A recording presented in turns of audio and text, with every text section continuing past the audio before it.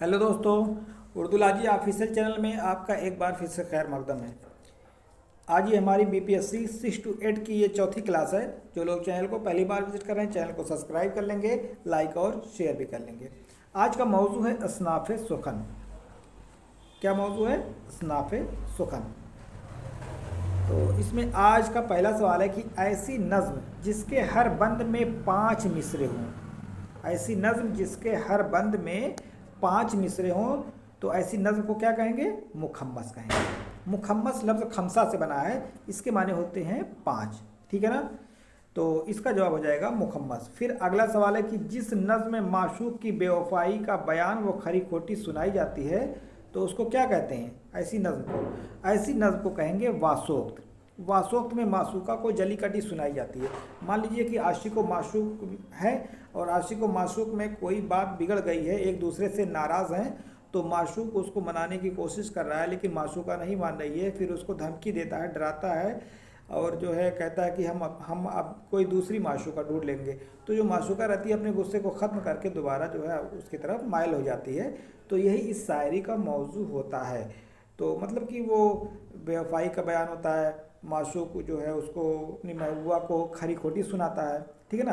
ये सारी चीज़ें जो बयान की जाती हैं वो किस में होती हैं? वासोक्त में होती हैं। क्लियर? फिर अगला सवाल है कि ऐसी नज़्म जिसमें खुदा ताला से अपनी परेशानी बताकर उससे निजात के लिए दुआ मांगी जाती है, तो ऐसी नज़्म को क्या कहेंगे? खुदा ताला से दुआ मांगी जाती है। ठीक है ना? दुआ मांगी जाती है तो वो किस में मांगी जाती है? मुनाजात। हाल ही की एक नज़्म है ना, मुनाजात बेवा, एक बेवा की जो है खुदा ताला से फरियाद, वो उसका मौजू है। यानी जो है अपनी परेशानियों को खुदा ताला के सामने बता करके उससे दुआ मांगना, तो ये हो जाएगा मुनाजात। ठीक है ना? और जिसमें खुदा ताला की हमद व सना की जाए, खुदा ताला की तारीफ़ की जाए, तो वो हमद हो जाएगा, वो दूसरी चीज़ है। ठीक, चलिए आते हैं अगले सवाल पर। ऐसी नज़्म जिसमें मोहम्मद रसूलुल्लाह सल्लल्लाहु अलैहि वसल्लम की हमद व सना की जाए, मोहम्मद रसूलुल्लाह सल्लल्लाहु अलैहि वसल्लम की तारीफ़ की जाए, हमद व सना की जाए, तो उसको क्या कहेंगे? उसको कहेंगे नात। ठीक है, चलिए आगे अगला सवाल है कि ऐसी नज़्म जिसके हर बंद में 6 मिसरे होते हैं। 6 मिसरे जब हो जाएंगे तो क्या हो जाएगा? मुसद्दस। मुसद्दस माने क्या होता है? 6। यानी ऐसी नज़्म जिसके हर बंद में 6 मिसरे होंगे, 6 से याद कर ही लीजिए, मुसद्दस हो जाएगा। ठीक है, 5 जब रहेगा मुखम्मस, 4 रहेगा मुरब्बा, 3 रहेगा मुसल्लस। ठीक है ना? इसी तरीके से 8 रहेगा मुसम्मन। चलिए आगे आते हैं अब अगले सवाल पर। ऐसी नज़्म जिसमें किसी शहर पर नाजिल होने वाले आफात व बदहाली का जिक्र हो, तो उसको क्या कहेंगे? तो ऐसी नज़्म जो रहेगी तो वो रहेगी शहर आसूब। यानी किसी शहर पर कोई आफत आ गई या किसी ने हमला कर दिया या कोई बीमारी, किसी शहर में कोई आफत यानी बला वगैरह आ गई या बीमारी बुरी तरीके से हावी हो गई या बदहाली हो गई, उस वक्त का जो बादशाह है उसका निज़ाम अच्छा नहीं है, लोग खाने पीने के लिए परेशान हैं। ठीक है ना? ये सारी चीज़ों का जिक्र जिस नज़्म में होगा उसको कहेंगे शहर आसूब। क्लियर? चलिए आगे अगला सवाल कि ऐसी नज़्म जिसमें खुदा ताला की हमद व सना की जाए, यानी खुदा ताला की तारीफ़ की जाए, तब हो जाएगा हमद। अगर खुदा ताला से दुआ मांगी जाए तब वो क्या हो जाएगा? तब वो मुनाजात होगा, वो एक दूसरा होगा। तो इसका जवाब हो जाएगा हमद। ठीक है, आते हैं अगले सवाल पर। अगला सवाल है कि मुसम्मत में क्या होता है? मुसम्मत, मुसम्मत ये जो है 8 मुख्तलिफ हैयतों का मजमुआ होता है। अब ये क्या चीज़ है? जैसे आप जानते हैं कि मुसल्लस, मुसल्लस में कितने मिसरे होते हैं? 3। ठीक है, फिर क्या है? मुरब्बा हो गया, मुरब्बा में 4 होते हैं। फिर ऐसे मुखम्मस होगा और फिर मुसद्दस है और मुसद्दस के बाद मुसब्बा, मुतश्शा, मुअश्शर, इस तरीके से टोटल 10 तक हैं। तो 3 से लेकर 10 तक टोटल कितने हो गए? 8 हो गए, है ना? मुसल्लस से शुरू है, यानी 3 से लेकर के शुरू है और 10 तक, 3 से लेकर के शुरू है 10 तक, तो कितने हो गए? अरे भाई 3 से 10 तक 8 हो गए, तो वही 8 मुख्तलिफ हैयतों का मजमुआ वो कहलाता है मुसम्मत। ठीक है ना? 8 मुख्तलिफ हैयतों का मजमुआ वो क्या कहलाता है? वो कहलाता है मुसम्मन। ओ सॉरी, क्या कहलाएगा? मुसम्मत। ठीक है ना? तो इसको ऐसे ही एक लाइन में याद करना है। मुसम्मत क्या होता है? मुसम्मत 8 मुख्तलिफ हैयतों का मजमुआ होता है। ठीक है ना? एक मुशम्मन होता है, मुशम्मन में 8 मिसरे होते हैं, वो एक अलग चीज़ है। ठीक, तो अगला सवाल वही है कि ऐसी नज़्म जिसके हर बंद में 8 मिसरे होते हैं उसको कहेंगे मुशम्मन। क्लियर हो गया। चलिए आगे अगला सवाल है कि मुसद्दस के आखिरी दोनों मिसरे को क्या कहते हैं। मुसद्दस में आपको मालूम है कि जो है 6 लाइन का होता है, तो लेकिन जो है ये जो है थोड़ा सा अलग होता है, यानी इसका रदीफ़ व काफ़िया अलग होता है। ये समझ लीजिए कि पूरा शेर जो है इसी पर टिका होता है, इस दोनों वाले पर, इस दोनों मिसरे पर टिका होता है, इसको ज़मीन कहते हैं। मुसद्दस का जो आखिरी 2 शेर होता है उस पर ये जो है ये टिका होता है, समझ लीजिए ये ज़मीन है और इसी पे ये जो 4 शेर टिका हुआ है, तो इसको हम कहेंगे ज़मीन। ठीक है ना। तो मुसद्दस का आखिरी दोनों शेर क्या कहलाता है, ज़मीन कहलाता है। क्लियर हो गई ना। अब अगला सवाल है कि ऐसी नज़्म जिसमें औरतों के जज्बात का जिक्र औरतों की ज़बान से होता है उसको क्या कहते हैं। उसको कहेंगे रेख्ती। क्या कहेंगे, उसको कहेंगे रेख्ती। रेख्ती एक ऐसी शायरी होती है जिसमें शायर जो शेर कहता है तो औरतों वाली ज़बान इस्तेमाल करता है, जैसे बुआ बाजी जो घर में आम तरीके से बोली जाती है या औरतें बोलती हैं आपस में, उस तरीके की ज़बान जब शायरी में इस्तेमाल की जाएगी तो वो हो जाएगी रेख्ती। ठीक है ना। तो वही है कि औरतों के जज्बात का जिक्र औरतों की ज़बान में होता है, मतलब शायरी तो मर्द ही कहेगा, शायर जो होगा वो मर्द होगा, लेकिन उसकी ज़बान जो होगी वो औरतों वाली होगी, ज़नाना ज़बान होगी। समझ में आ गया ना। चलिए, तो ये हो गया रेख्ती। फिर अगला सवाल है कि ऐसी नज़्म जिसमें सहाबा बुजुर्गान दीन का जिक्र हो, सहाबा का जिक्र हो या बुजुर्गान दीन का जिक्र हो या दोनों का जिक्र हो, तो ऐसी नज़्म को क्या कहते हैं, ऐसी नज़्म को कहेंगे मनक़बत। ठीक है ना। क्या कहेंगे, मनक़बत। अब अगला सवाल है ऐसी नज़्म जो शादी के मौके पर बेटी की विदाई के वक्त पढ़ी जाती है। बेटी जब विदा होती है तो एक रुखसती होती है उसको, यानी घर से वो रुखसत हो रही है तो उस वक्त जो अशार पढ़े जाते हैं उसको रुखसती कहते हैं। ठीक है ना। क्या कहते हैं उसको, रुखसती। फिर अगला सवाल है कि रुबाई में कितने मिसरे होते हैं। मिसरा पूछा है। ठीक है ना। 1 2 3 4 मिसरे टोटल होते हैं रुबाई में। और अगर पूछा जाए कि रुबाई में कितने शेर होते हैं तब 2 शेर हो जाएंगे। यही ध्यान देने वाली बात है, कभी कभी सवाल पूछ लेता है, लोग गलती कर देते हैं। अगर मिसरा पूछेगा तब तो 4 इसका जवाब हो जाएगा, तब तो 4 जवाब, और इसका जवाब 4 है भी। ठीक है ना। अगर पूछ ले कि रुबाई में कितने शेर होते हैं यहाँ, तब हो जाएगा 2। ठीक है ना। एक चीज़ और देखिए, रुबाई में जो 4 मिसरे होते हैं, रुबाई का ये पहला, दूसरा और चौथा मिसरा हम काफिया हम रदीफ होता है, यानी तीनों का रदीफ एक सेम होता है। रदीफ माने मान लीजिए किसी के लास्ट में आया गया, तो यहाँ भी गया आएगा, यहाँ भी गया आएगा, यहाँ भी गया आएगा, लेकिन ये तीसरा मिसरा जो है अलग होता है, इसका रदीफ काफिया ये तीनों से नहीं टकराता है। ठीक है ना।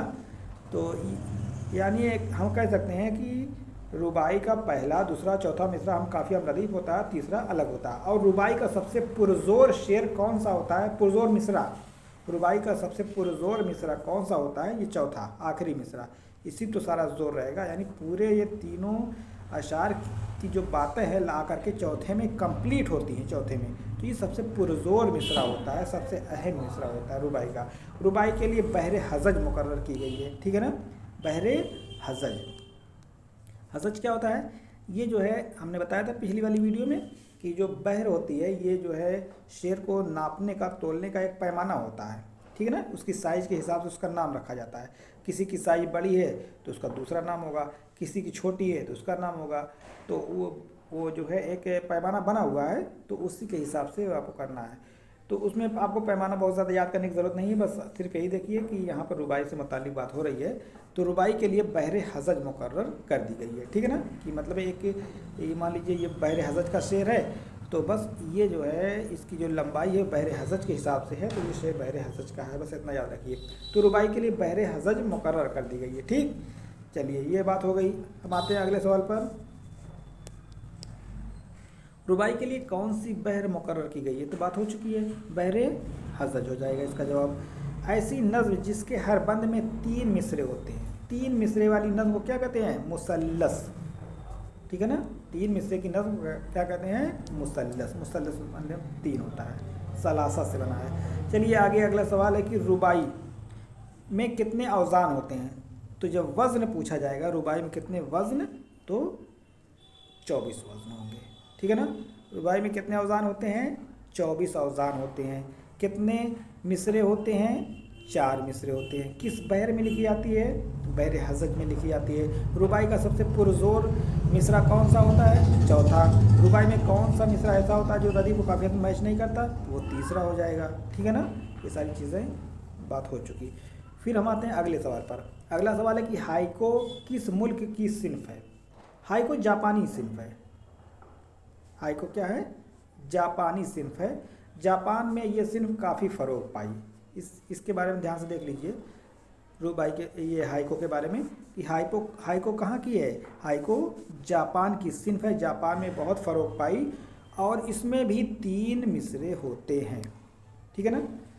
एक चीज़ और देखिए, अगर पूछा जाएगा कि 3 मिसरे वाली नज़्म किसको कहते हैं, तो हाइको और सला और मुसल्लस तीनों नहीं रहेगा ऑप्शन में, दोनों नहीं रहेगा। ठीक है ना, एक ही रहेगा। तो उसी हिसाब से सवाल बनाए जाते हैं, उसमें घबराने की ज़रूरत नहीं है कि अगर हाइको दे दिया मुसल्लस दे दिया तो हम किस पर लगाएंगे, ऐसा सवाल नहीं बनाए जाते हैं।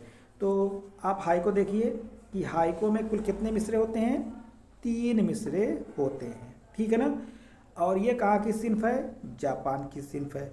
अगर पूछा जाए रुबाई में कितने औज़ान होते हैं, 17 औज़ान होते हैं। कितने औज़ान होते हैं, 17। यानी तीनों मिसरे में मिलाकर कुल 17 वज़न होते हैं, 17 औज़ान होते हैं।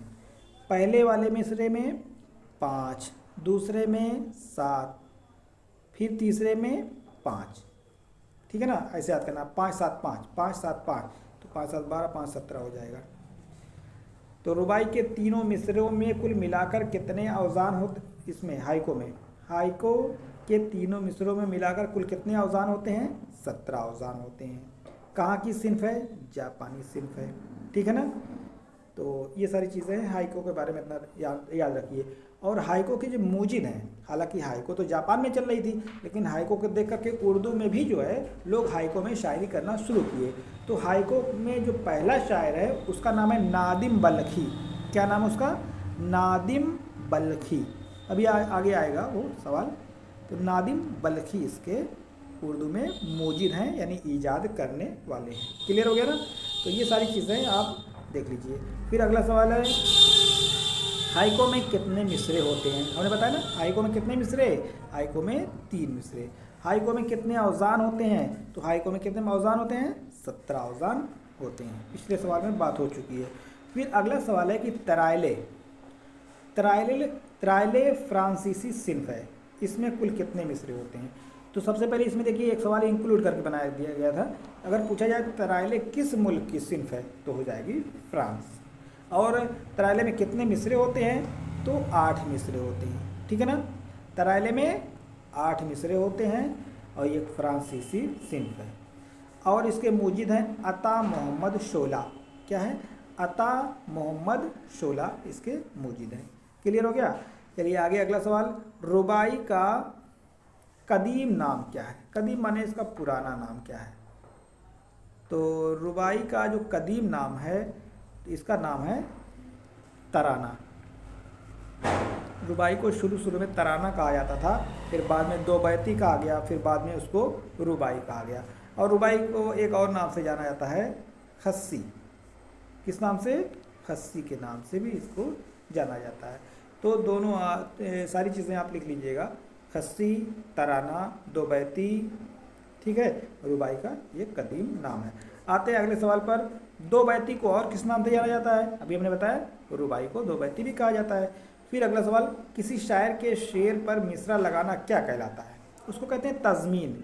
शायर के शेर पर मिसरा लगाने का क्या मतलब है। आम तरीके से देखते हैं नातिया तराही मुकाबला जो होता है, जो तराही मुकाबला होता है, जो अंजुमनों को बुलाया जाता है पढ़ने के लिए, तो उन अंजुमनों को एक मिसरा पहले दे दिया जाता है। एक मिसरा जो पहले दे दिया जाता है कि आप लोग जो है जिनको बुलाना होता है, तो आप लोग इसी बहर में, इसी वज़न में, इसी रदीफ़ और काफ़िया में शेर कहकर लाएंगे। ठीक है, दूसरा मिसरा दे दिया जाता है। अब उसी पे सब लोग जो है अपना जो है पूरा कलाम बनवा कर लेकर आते हैं और पढ़ते हैं। समझ आ गया ना। तो यही जो मिसरा दिया जाता है उसको तज़मीन कहा जाता है। और इसी मिसरे पर शायर लोग अपना मिसरा लगाते हैं और पूरी नज़्म ऐसे ऐसे पूरा कह जाते हैं। समझ आ गया ना। तो यही तज़मीन है कि यानी किसी शायर के शेर पर मिसरा लगाना, तो यही है तज़मीन का शेर, यही होता है, उस पर एक मिसरा लगा देते हैं तो ये शेर बन गया और फिर उसी हिसाब से पूरी नज़्म कह के लाते हैं और लोग जो है पढ़ते हैं। जिसका कलाम ज़्यादा अच्छा रहता है तो उसको फर्स्ट सेकंड थर्ड इस तरीके से जो है उनको इनामात भी दिए जाते हैं। ठीक है ना। तो किसी शायर के शेर पर मिसरा लगाना क्या कहलाता है, उसको कहते हैं तज़मीन। आते हैं अगले सवाल पर। अगला सवाल है कि किसी शायर के शेर में या किसी मुसन्निफ़ की नस्र में कुछ अल्फाज की तब्दीली करके दूसरे अल्फाज शामिल कर दिए जाएँ और पढ़ने के बाद हंसी आ जाए तो ऐसी सिन्फ को क्या कहते हैं। तो ऐसी सिन्फ को क्या कहेंगे, ऐसी सिन्फ को कहेंगे पैरोडी।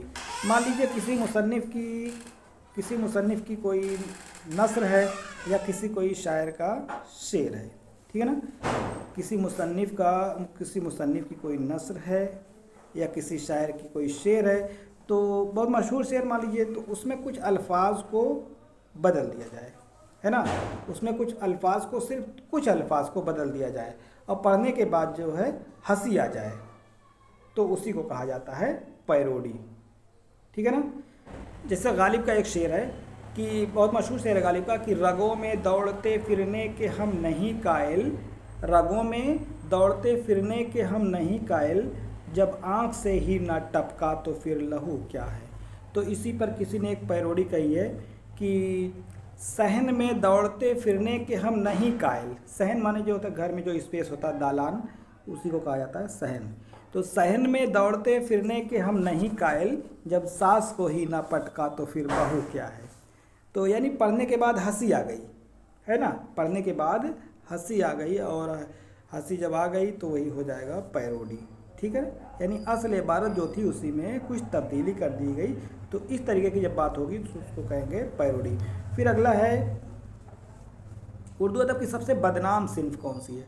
बदनाम का मतलब ये होता है, वो ये रेख्ती होती है, रेख्ती में जो है शायर शेर जो कहता है लेकिन औरतों की ज़बान इस्तेमाल करता है, तो ये जो है बड़ी हकारत की नज़र से इस सिन्फ को देखा जाता है। इसी वजह से इसको कहा जाता है उर्दू अदब की सबसे बदनाम सिन्फ हो जाएगी रेख्ती। फिर अगला सवाल है कि उर्दू अदब की सबसे मुख्तसर सिन्फ कौन है। मुख्तसर माने होता है छोटी, सबसे छोटी सिन्फ कौन सी है, तो ये हो जाएगी रुबाई। इसका क्या जवाब हो जाएगा, रुबाई। रुबाई में 4 मिसरे होते हैं और सबसे छोटी सिन्फ रुबाई ही मानी जाती है। जो लोग चैनल को पहली बार विजिट कर रहे हैं चैनल को सब्सक्राइब कर लेंगे, लाइक और शेयर भी कर लेंगे। अस्सलाम वालेकुम।